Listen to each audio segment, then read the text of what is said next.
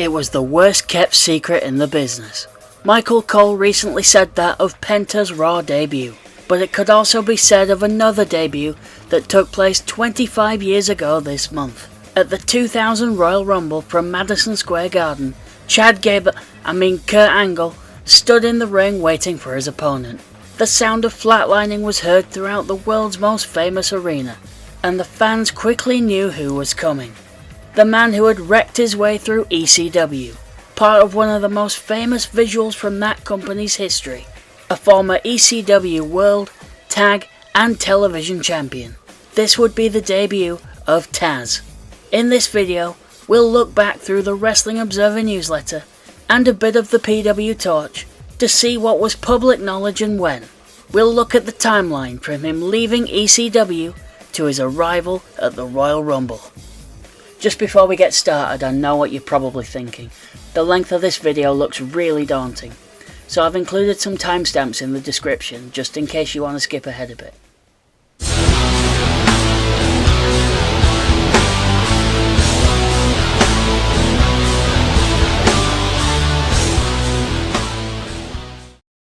In truth, Taz had been on his way out of ECW since August, and his departure had actually been a while coming. Taz, as well as a few other wrestlers, had become essential to the daily running of ECW. As described in WWE's Rise and Fall of ECW documentary in 2004, Tommy Dreamer, Bubba Ray Dudley and others would run the office and send out merchandise orders. Taz designed the t-shirts and ran the House of Hardcore training school. Stevie Richards also talked about he and Gabe Sapolsky selling tickets and answering the phones. Pretty soon, Tommy Dreamer would be left all alone in that office, as Stevie was already in WWE by mid-99, and the Dudleys were on their way out as well. The July 26, 1999 Wrestling Observer outlines how some talents had employees' contracts, quote, as opposed to the independent contractors, which gives full medical benefits to the employee and their families. Taz is named as having one of these deals. This shows just how essential Paul Heyman's main eventers had become, that he had tried to sign them to stronger contracts than his top stars previously had, the likes of Raven and Sandman, who had previously left for WCW. Taz was also at the time the current ECW World Champion, and his most protected talent, someone Heyman clearly felt he couldn't afford to lose. In the August 16th Wrestling Observer, it was mentioned for the first time that Taz was negotiating with the WWF over the past week, but by the end of the week he was said to be leaning towards staying put. No more information is provided here, but 1 week later a lot more was reported. The August 23rd edition tells us that at one point the previous creative plans were for Jerry Lynn to defeat Rob Van Dam for the television title, ending what would become a 23-month reign so that Van Dam could win the world title from Taz. RVD's television championship reign was one of the top selling points of ECW at the time, and Taz's run as world champion had been long built to as well. A main event level match between the two surely would be a huge deal when it eventually happened. Dave would then go into more detail about Taz's negotiations. Brad Small, who said he was representing Taz, had called both WWF and WCW. He asked for $450,000 per year and a maximum number of dates. WCW never even responded. WWF responded with a no thanks, but eventually did counter with a lowball $200,000 downside guarantee offer, and that was where it ended. Dave references an article in Daily Variety that had claimed that Taz had a 7-figure, 3-year contract offer from TNN, but denies this. He notes that top money in ECW is $3,000 per week. Taz was earning in that range, and may have gotten a raise out of this, but the idea that there was an aggressive bidding war for his services is pure fantasy. The next week, Dave corrects some of the things written about Taz's contractual status. He notes that Taz was given offers from WCW, although they didn't strongly pursue him. He was basically left with the impression that they'd sign him to keep him from going to WWF, but it wasn't a priority to sign people from ECW. Around this time, Raven had just quit the company, Mikey Whipwreck had just had a very brief run, and Sandman was soon to be released. The idea of going to WCW probably wasn't as appealing. but him talking to them may have gotten more interest from WWE. On August 26, 1999, ECW taped episodes 2 and 3 of their new show, ECW on TNN. On the following day, episode 1 would air, which serves as an introduction to the product using mostly pre-aired footage and video packages. After Joey Styles introduced a list of former ECW World Champions, such as Raven, The Sandman and Sabu, we would see a world title match that originally aired on the June 26, 1999 episode of Hardcore TV, where Taz would face a man that Joey Styles would refer to as the Rookie Monster of Steve Corino. That Rookie Monster was Rhino, who Taz would beat in just a couple of minutes.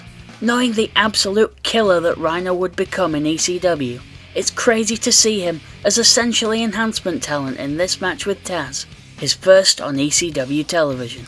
TNN episode 1 closes with a promo from Taz, who says that above all the violence that ECW is known for, he stands as the world champion. They show footage of him choking out Chris Jericho, who had just debuted in WWE, and Shane Douglas, who was rumoured to be WCW bound after quitting ECW in May. On episode 2, which airs on September 3rd, Taz has another ECW world title defence, this time a rematch from the recent Heatwave pay-per-view against Yoshihiro Tajiri. While the two had a 10-minute match on pay-per-view, this one lasts nearly 5, as Taz wins with the Tazmission cleanly. The next time Taz would wrestle on television would be the Anarchy Rulz pay-per-view, his last time as ECW World Champion. In the rise and fall of ECW, Taz said that once he'd been World Champion for a while, and had main evented multiple pay-per-views defending the title, he started to want new challenges. While money was obviously a motivating factor, it sounds like there was also a part of Taz who knew he'd done everything there was to do in ECW, and sought greener pastures and new opportunities. Before he could do that though, he had to drop the world title on the way out. Survive, hit by lectures.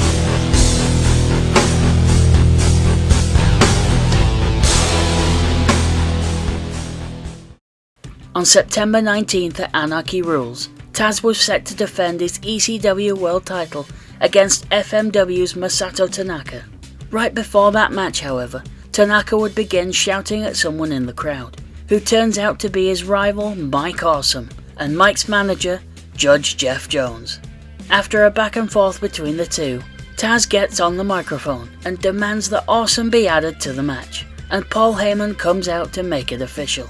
Within a couple of minutes, Taz, who was booed on his entrance and met with "You sold out" chants, is pinned, leaving Tanaka and Awesome to battle over the world title. Word had gotten out, possibly from the Observer reporting it, but they managed to turn the crowd with what happened after the match. The ECW locker room would empty onto the ramp as Taz would kiss the world title belt, then hand it to the new champion Awesome.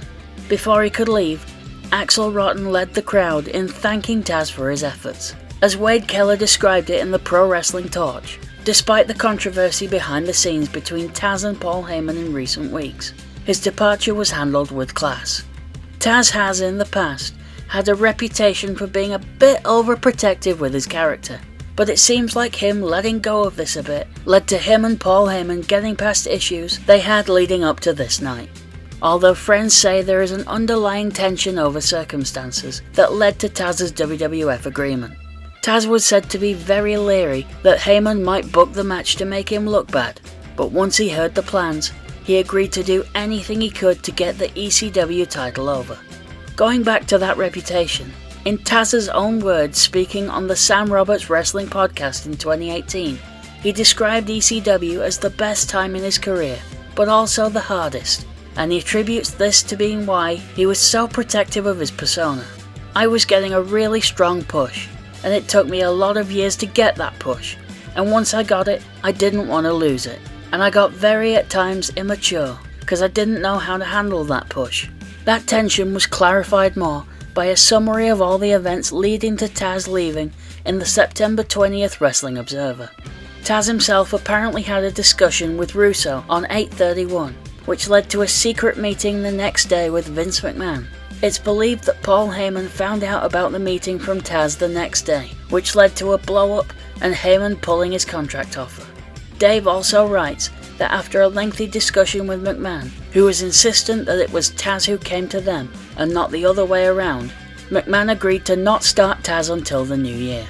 Taz explained more about this to Sam Roberts in 2018. The long and the short of it is, Paul thought we had an agreement, and then I was kind of reneging on that deal.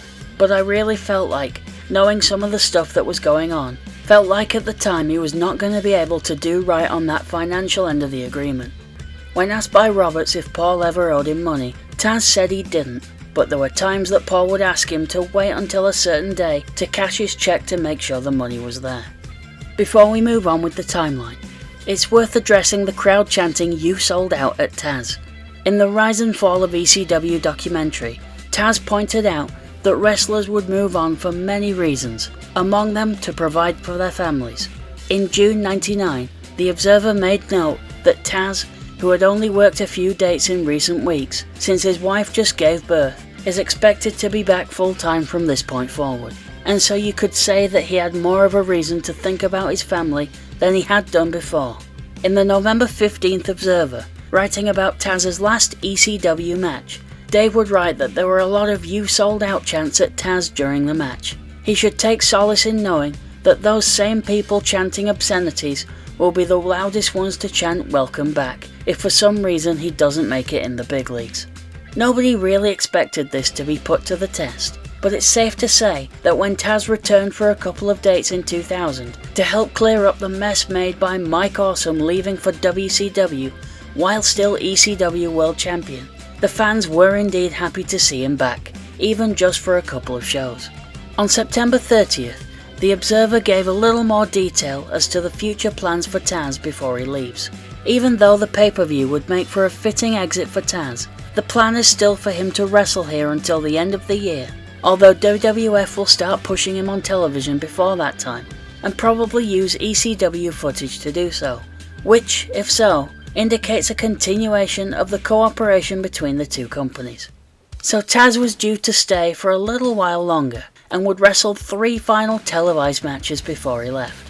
On the October 29th episode of ECW on TNN from Poughkeepsie, New York, he would lose to one of his fiercest rivals, Sabu.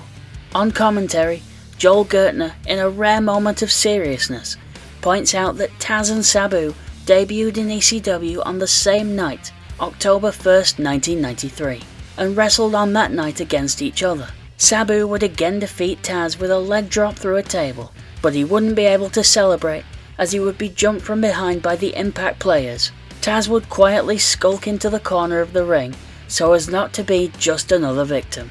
You see what I did there? Because his WWE song said, never mind. Rob Van Dam would make the save for Sabu, but would find himself in the Taz mission, leading to a match between the two on Taz's final night in the company. Meanwhile, in The Observer, on October 11th, a passing note was made that WWF officials had told Taz they want him to do and play the same character he played in ECW. That's lucky really, because he's one of those wrestlers who I can't imagine in any other gimmick than the one he got famous with. Can you imagine him being anything else? No, me neither. Old One Gimmick Jones over here. On October 18th, plans for the teasing of his debut are revealed, as well as another interesting note. It's expected that WWF will start airing Taz vignettes in November to build up to his January arrival. His biggest supporter in the company was Russo, as there were those who thought in the WWF his height would be an issue, especially since he doesn't sell well, and his gimmick is being almost a bully tough guy. What's most interesting about this is that Vince Russo and his writing partner Ed Ferrara signed with WCW on October 3rd, 1999, meaning that Taz's greatest champion creatively had already left the company months before he would even debut in the WWE. Now we get to November 7th, 1999, the November to Remember pay-per-view, and Taz's last official night in ECW. I say that because his actual last match was taped before this and aired afterwards, so I'll cover that on the date that it aired. The pay-per-view took place in Buffalo, New York, not far from Taz's hometown of Brooklyn. Never mind.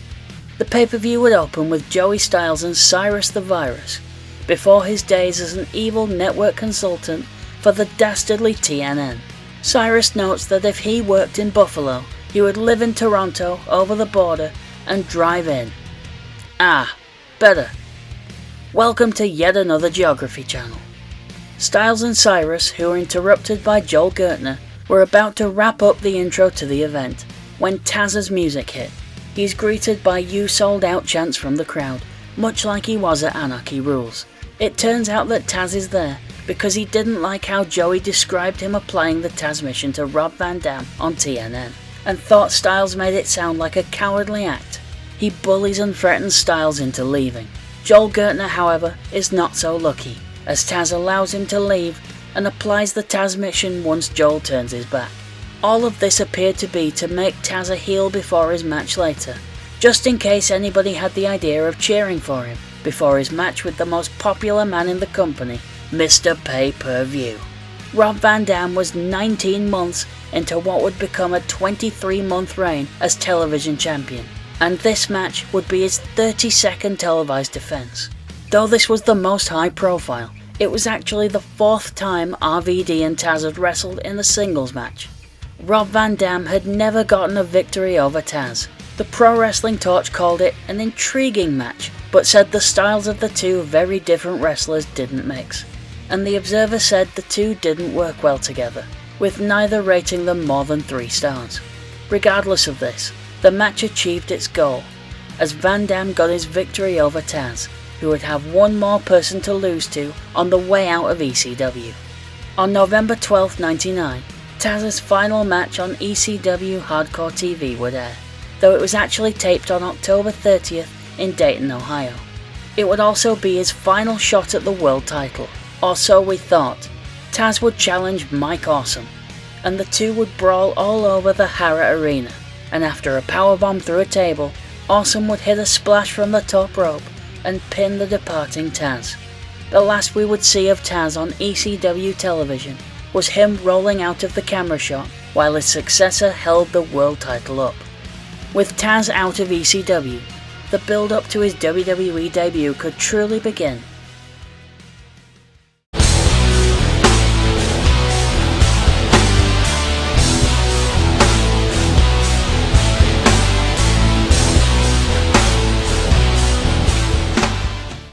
Teasers for Taz's debut would begin in December with strange imagery on the Titantron. For example, on the December 27th episode of Raw, while Al Snow was making his entrance, the lights in the arena would turn orange, and the number 13 would show on the Titantron, 13 apparently being chosen because it was how many years it took Taz to get to WWE. Over the following several weeks of Raw and SmackDowns, this would happen seemingly at random, as Jerry Lawler and Jim Ross on commentary would question what was going on. The December 12th Observer would confirm that these happenings were to signify the arrival of Taz, and later in the month, Dave would note that his name would be spelled Taz with 2 Z's, apparently because Time Warner owns the name, though Taz would claim on the Sam Roberts podcast that he owned the intellectual property, and so WWE would get around that by spelling it with 2 Z's. In another update from the January 17th Observer that you could probably call a red flag, it seemed that in mid-January, a little under 2 weeks before the debut, it still wasn't clear what plans were in place for Taz. Dave writes that the Royal Rumble may not be the opportune place to debut him. The problem with Taz in the Rumble is that Battle Royals, due to visualization, fans are naturally drawn to the taller guys, and Taz would have a difficult time making a big impact unless he just throws 1 million people out. What's more worrying is that in the January 24th issue, which would have been published just days before the Rumble on the 23rd, Dave's only note was that Taz's debut is expected to be right after the Rumble. As we know, this wouldn't be the case. Perhaps this changed with the idea that Taz didn't have to debut in the actual Royal Rumble match. On January 23rd, 2000, Taz would finally debut in the opening match at the Royal Rumble.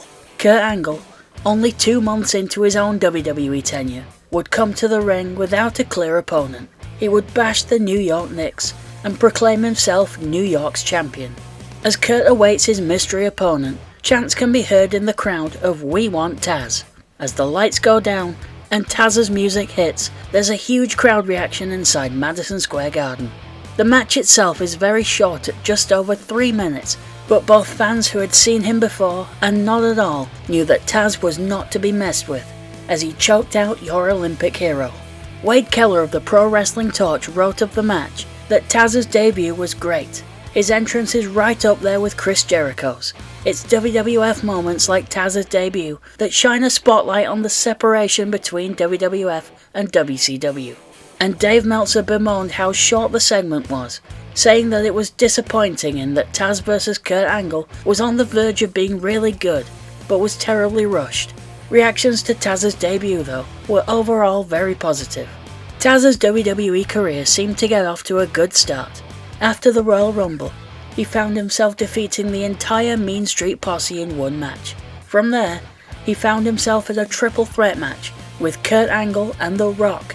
There is one problem though, one that isn't directly linked to Taz's push dying, but it's a big factor. On the January 31st, 2000 Raw, just 8 days after Taz's debut, 4 massive defections from WCW would happen, as the Radicals would debut on Raw. That's 4 top spots immediately given to shinier new acquisitions. By WrestleMania, Taz would be competing for the Hardcore Championship, which he would win 3 times, with 2 of those being in the same match at WrestleMania 2000. It was a rather weird time. Taz would then go on a long streak of either losing matches or winning by DQ. From the February 17th, 2000 SmackDown, where he defeated Gangrel, with the exception of Jacked, which not everybody had access to, Taz's next televised victory would come at the fully loaded pay-per-view in July. That's 5 months. He would then win a few matches on his way to feuding with and losing to Jerry Lawler at SummerSlam. Another thing that seemed to dampen Taz's WWE career was his in-ring style. While the Observer had reported in October that WWE had wanted Taz to play his ECW character, it turned out that this didn't translate well to his matches. Speaking to Sam Roberts in 2018, Taz said, "I started out for a couple of matches doing my same style I did in ECW. Suplexes, submissions, joint locks, and rapidly I had to chill out because I was told in a nice way, you're not going to have anybody who wants to work with you." He goes on to explain that his size played a part in that too, to which he responded, "Mike Tyson's not 6 feet, and he's knocking motherfuckers out left and right, so what does that matter?" He then went on to explain that nobody in the locker room said this to him, but it was a worry of management. From 1987 to 2002, Taz's in-ring career wasn't the longest, nor his in-ring WWE tenure. He's a very good example of Paul Heyman's strategy for ECW to accentuate the positives and hide the negatives of everyone on his roster, and that not really carrying on past ECW. There's certainly nothing embarrassing or shameful about Taz's career, nor the way he transitioned into staying relevant outside the ring by becoming Commentary Jones over here. Before I end the video, I just want to say thank you for watching. If you've made it this far, you're at the end, but please just hang on a second. I've been making videos on this channel for a few years now, and I know what I like to make, and I know what I like to talk about, but I don't really know what you like. So I'd really appreciate it if you could just leave me a comment down below. Tell me what you like to hear about, what you like on this channel. Tell me what you don't like as well, please. I know in this video there was a ton of Observer quotes, and I'm really sorry. I'll try and do less of those in future. But I really just want to make this channel better, and I want to pick topics that people want to see. So yeah, I'd really appreciate just a little bit of feedback. Please leave me a comment. If you enjoyed it, please consider leaving a comment, clicking like or subscribe. Thanks very much for watching.